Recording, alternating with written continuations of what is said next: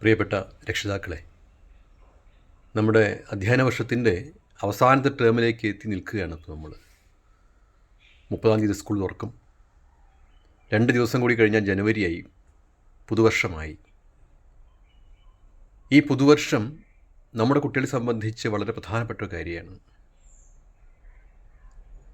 2025 March മാസത്തോടുകൂടിയാണ് അവർ course കഴിയുന്നതും പരീക്ഷകളെല്ലാം അവസാനിപ്പിച്ച് പുറത്തിറങ്ങുന്നതും.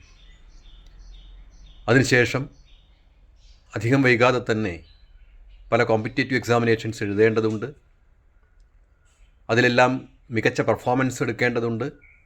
അതിനുശേഷം നല്ലൊരു ഇൻസ്റ്റിറ്റ്യൂട്ടിലേക്ക് അവർക്ക് അഡ്മിഷൻ നേടേണ്ടതുണ്ട്.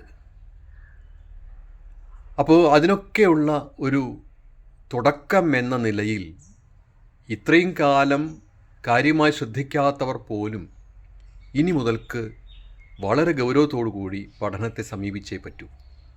സെക്കൻഡ് ടേം നമുക്കറിയാം. സെക്കൻഡ് ടേം എപ്പോഴും വളരെ ലൂസാണ്. അതിൻ്റെ സ്ട്രക്ചർ അങ്ങനെയാണ്. യൂത്ത് ഫെസ്റ്റിവൽ, സ്പോർട്സ് തുടങ്ങിയ മേളകൾ, പ്രത്യേകിച്ച് നമ്മുടെ സ്കൂളിൽ കുറച്ച് കൂടുതലാണ്. നമ്മുടെ സ്കൂള് ഇപ്പോൾ സ്പോർട്സ് മാത്രമല്ല, യൂത്ത് ഫെസ്റ്റിവൽ മാത്രമല്ല, മേള മാത്രമല്ല, എല്ലാറ്റിലും പങ്കെടുക്കുന്ന സ്കൂളാണ്. അപ്പോൾ അതുകൊണ്ട് തന്നെ അതിൻ്റെ സ്വാഭാവികമായിട്ടുള്ള ചില ബുദ്ധിമുട്ടുകളും ചില പ്രശ്നങ്ങൾ, അധ്യാപകർ ബിസി ആയിരിക്കും. അപ്പോൾ അങ്ങനെയൊക്കെയുള്ള വിഷയങ്ങൾ കുട്ടികളെ ബാധിച്ചേക്കാം. പലപ്പോഴും അത് ഈ പരിപാടിയിൽ പങ്കെടുക്കുന്ന കുട്ടികളെ അല്ല ബാധിക്കാറുള്ളത് എന്നുള്ളതാണ്. ഇതിൻ്റെ ഭാഗമായിട്ട് മറ്റു കുട്ടികളും ഒരു ഉഴപ്പിൻ്റെ സ്വഭാവത്തിലേക്ക് എത്തും. പക്ഷേ ഇതൊക്കെ എല്ലാം കൂടെ കൊണ്ടുപോകേണ്ടതാണ്. ഒന്നിനു വേണ്ടിയും ഒന്നും ഒഴിവാക്കേണ്ട കാര്യമില്ല. അപ്പോൾ ഇനി ഈ ലാസ്റ്റ് ടേമിൽ വളരെ ശ്രദ്ധ എല്ലാ കുട്ടികളും എടുത്തിരിക്കണം. അതിനുവേണ്ടി നമ്മൾ +2 കുട്ടികൾക്ക് വേണ്ടി എക്സാം സീരീസ് നടത്തുന്നുണ്ട്. എല്ലാ ദിവസവും സ്കൂൾ തുറന്ന് ഒരു ദിവസം കഴിഞ്ഞാലാണ് തുടങ്ങുന്നത്. ഓരോ വിഷയത്തെയും 2 ഭാഗങ്ങളാക്കി തിരിച്ച് അതിൻ്റെ പരീക്ഷ എടുക്കുകയാണ്. കുറച്ച് ക്വസ്റ്റ്യൻസ് ഉൾപ്പെടുന്ന ഒരു പരീക്ഷ. മിക്കവാറും അത് രാവിലെ തന്നെ ആയിരിക്കും. ആ രാവിലെ പരീക്ഷ കഴിഞ്ഞാൽ പിന്നീടുള്ള സമയം കുട്ടികളെ തരംതിരിച്ച് 3 തരംതിരിച്ച് പ്രത്യേക കോച്ചിങ് കൊടുക്കാനാണ് ഉദ്ദേശിക്കുന്നത്. 2 ആഴ്ചയൊക്കെ അതിന് സമയം കിട്ടൂ. കാരണം അത് കഴിഞ്ഞാൽ പ്രാക്ടിക്കൽ മോഡൽ എക്സാംസ് നടത്തേണ്ടതുണ്ട്. ഉടൻ തന്നെ ലാസ്റ്റ് വീക്കിൽ പ്രാക്ടിക്കൽ ബോർഡ് എക്സാംസ് ആരംഭിക്കുകയാണ്. ഇനി സമയമില്ല.